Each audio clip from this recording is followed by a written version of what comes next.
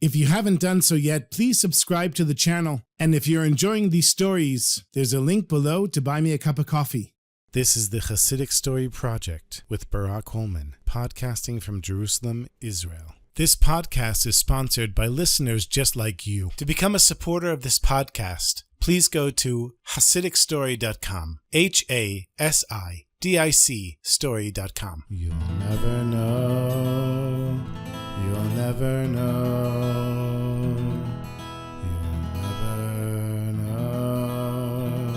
You'll never know. Shalom Aleichem, my sweetest friends. Another week of Chassidic stories, Bezrat Hashem. But before we begin, I want to dedicate this episode, God willing, to the continued success of our soldiers in battle wherever they are, returning of all the hostages, safe, whole, and healthy, the refuah shlema, the full recovery of everyone who's been injured, the comforting of the families of those that lost loved ones, and the continued unity of the Jewish people in Israel and all around the world. So this week I have two stories for you. This is a story about Rabbi Asher Zev Verner, who was the rabbi of Tveria from the years 1934 to 1958. He was born in Jerusalem in 1884, and even when he was a young child, it was clear that he was a special Torah genius, a prodigy, and over time, his righteousness in his Torah learning became famous. After the First World War, he was hired by the Jewish community in Providence, Rhode Island, in the United States to serve as their rabbi.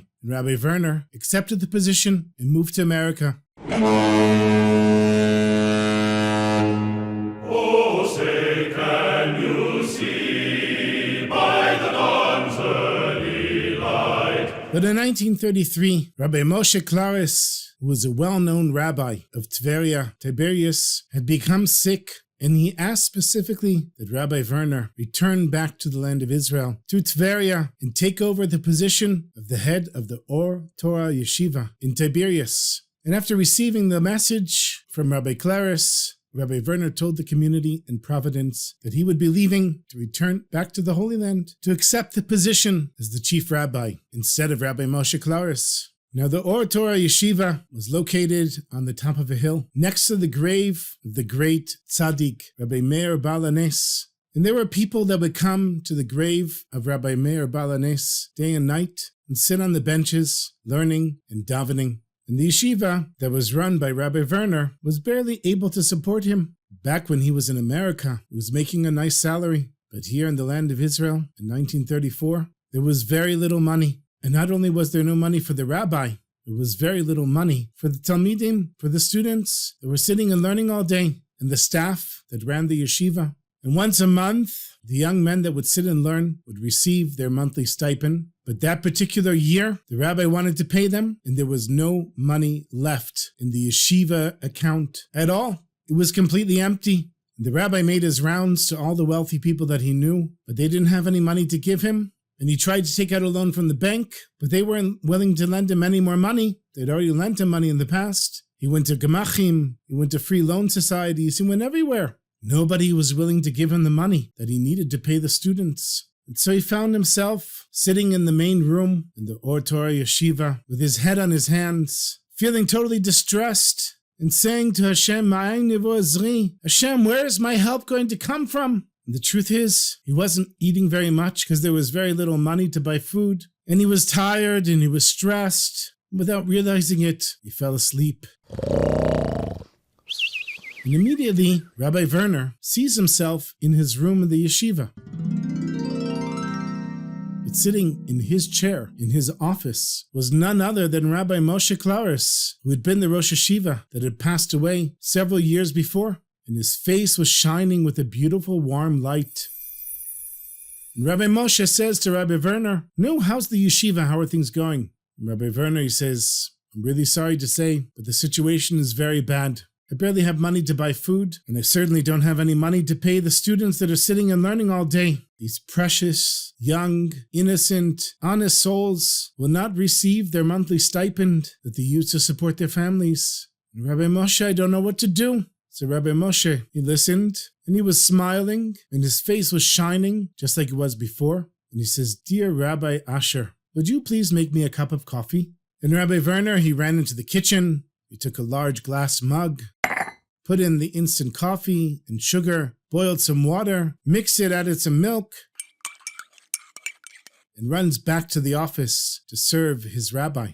And Rabbi Moshe picks up the mug and he says, "You call this coffee? You call this kave." Instead of coffee, he called it kave. And Rabbi Verner, he was distressed and he said, "Don't worry, Rabbi Moshe, I'll make you another cup of coffee." And he ran back to the kitchen and he poured out the first cup of coffee.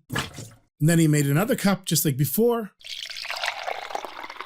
putting the coffee, the sugar, the water, the milk, stirring it, coming back. And when he returned to the room and hands it to Rabbi Moshe, he looks at him again and he says, "Do you think somebody would actually call this kave?" Called it kave instead of coffee, like the first and second time. So Rabbi Verner, he went to make a third cup of coffee. And he was so careful again with the coffee and the sugar and the water and the milk and stirring.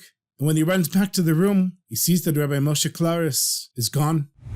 And he wakes up from the dream and he thinks, what did my teacher and my rabbi want from me? Why did he ask me to make this coffee? And why was he calling it kave instead of coffee? And why wasn't my coffee for him good enough the first time or the second time? Then he had this thought, maybe instead of preparing coffee, he really did want me to prepare kave. Because every day in the morning, at the end of davening, we say, Kave el Hashem, chazak ve'yemetz libecha, v'kave el Hashem. Kave meaning hope in Hashem. Be strong and let your heart be valiant.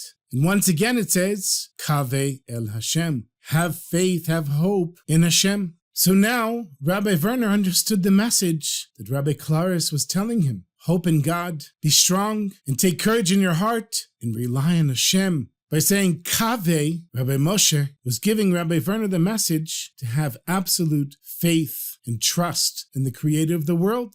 And what my teacher, my holy rabbi, was telling me, Rabbi Verner said, was that my confidence and my faith in Hashem were lacking. He was saying to me, you call this kave? You call this faith in Hashem? And so Rabbi Verner, he took the message to heart. He tossed off all of his worries and he went back home. And he went with his young daughter and he said to her, come with me, let's go into town and we're going to get the money for the students for the yeshiva. And the rabbi and his daughter only walked for a few minutes before they heard a voice behind them. Kvod Harav, honorable rabbi.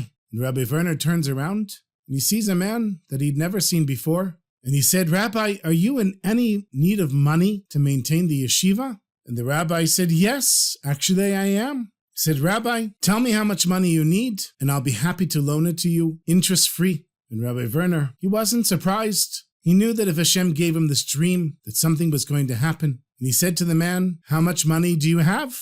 And the man had a huge amount of money, much more than enough to pay for the scholarships for 1 month. And he explained that the British were going to replace the Israeli pound with the Israeli lira. And you could only exchange bills and not coins. And this man was a businessman that had many coins that needed to be exchanged. And he said, if I don't do something with this money, it's going to be worthless in a few days. But if I give you the money, Rabbi, and your students spend it within the next week, then not only will you be saving me a lot of money, but I'll be helping you. And so they made an agreement. The rabbi took all of the coins. And of course, a percentage of it was simply tzedakah and not a loan. And over time, the rabbi was able to pay back the loan with the new coins. And so since this man knew that his money was going to be worthless, he was walking around the streets looking for somebody that he could help with his money. And Hashem had arranged it so that Rabbi Verner would meet him in the right place and the right time. And that was because, like his rabbi of blessed memory had taught him, he needed to not make 1 cup of coffee or 2 cups of coffee, but he needed to make a 3rd cup. And that cup shouldn't be coffee, but it should be kave. Kave el Hashem, trust in Hashem. And by preparing your trust in Hashem, you open the conduit for Hashem to send you bounty and blessings and revealed good into this world, just like Rabbi Verner did all those years ago.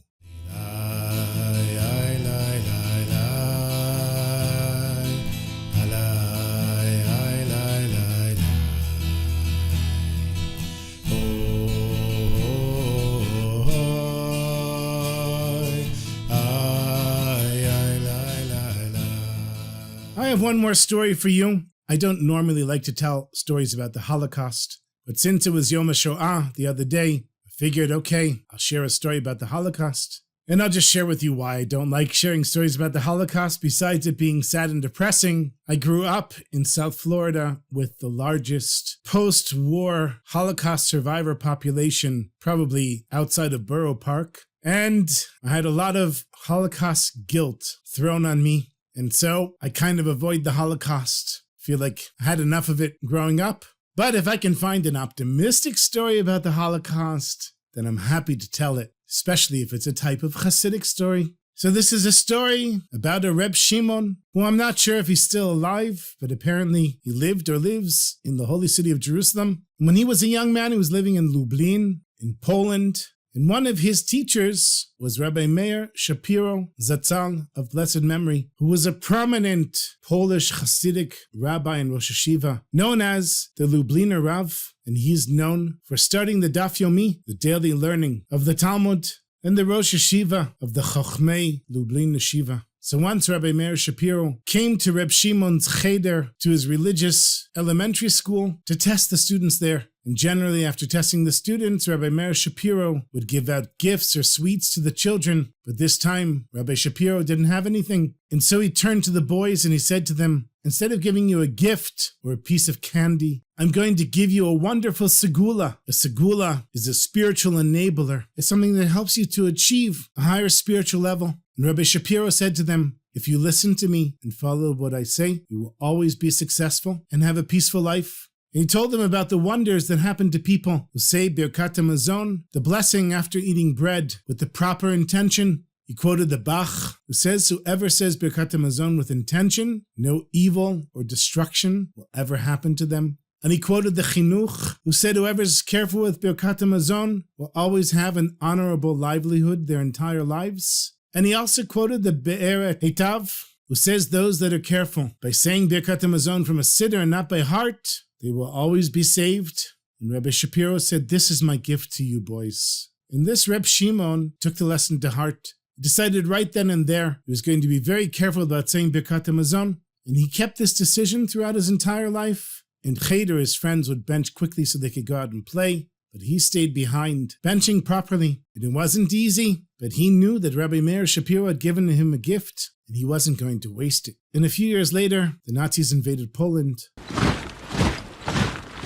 This Reb Shimon was standing in line for a selektia. Whoever was short was being sent to the left, and there they would die. And Reb Shimon prayed that in the merit of his Birkat HaMazon, he would be saved from any evil or destruction. And when it was his turn, he stood up on his toes to appear taller, and the Nazis signaled for him to go to the right, and his life was saved, he said in the merit of Birkat HaMazon. Soon afterwards, Reb Shimon found himself in line again. This time, each person had to tell the Nazi in charge what they did for a living. But Shimon was just a young boy, he was a teenager, and only learned in yeshiva his whole life. As he's waiting in line, he's davening and saying, Hashem, in the merit of my saying Birkat HaMazon, please Hashem, support me, give me livelihood even in this horrible place. And then the person behind him in line taps him on the shoulder and he said, tell the Nazi that you're a cook and I'm your helper.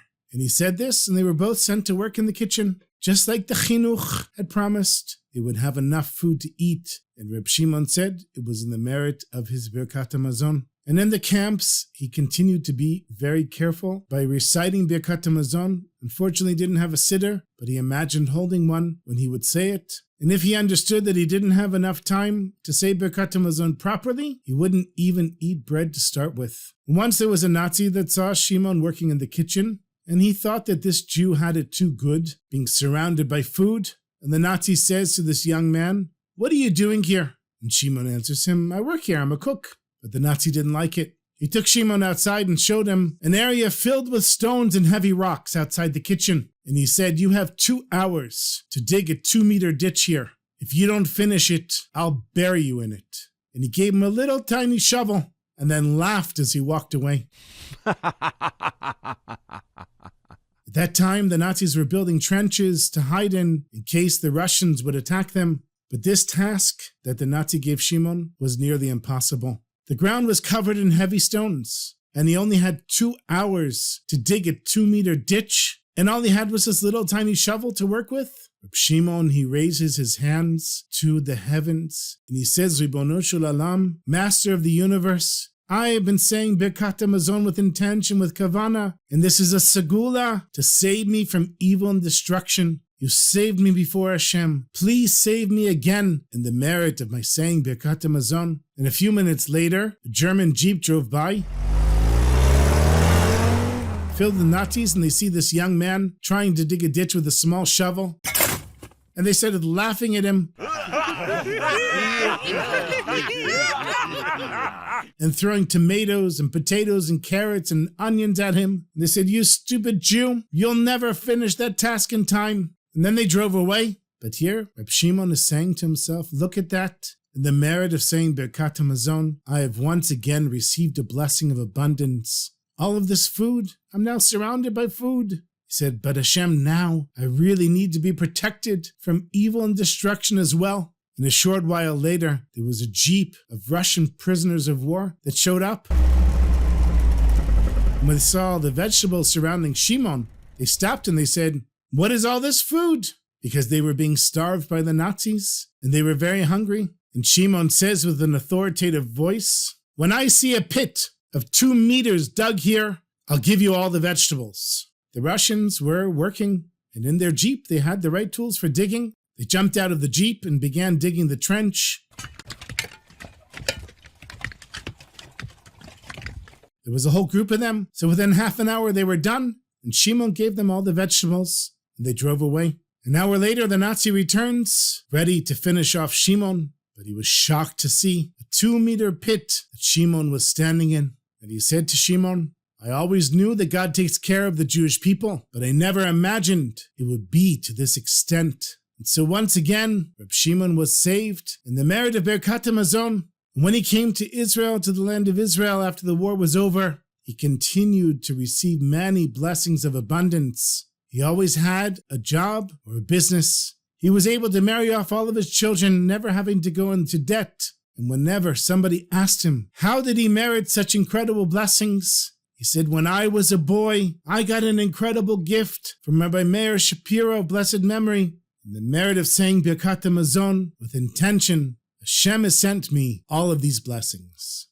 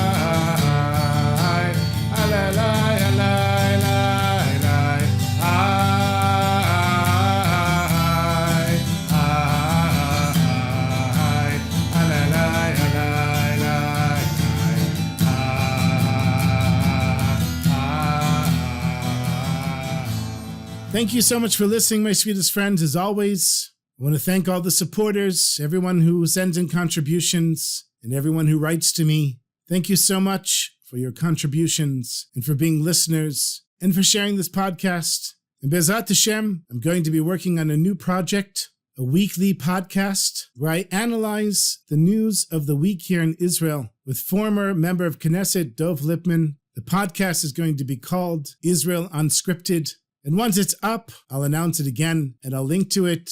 The idea is to give the English-speaking audience an Israeli version of what's happening and to help bring some sanity to the world, Be'ezrat Hashem. So stay tuned for that, my friends. And until next week, take care of yourselves. Sei gesund.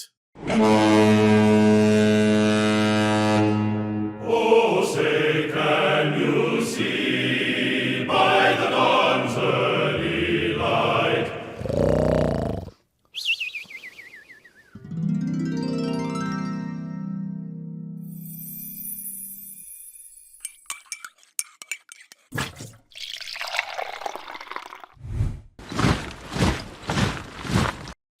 Ha ha ha!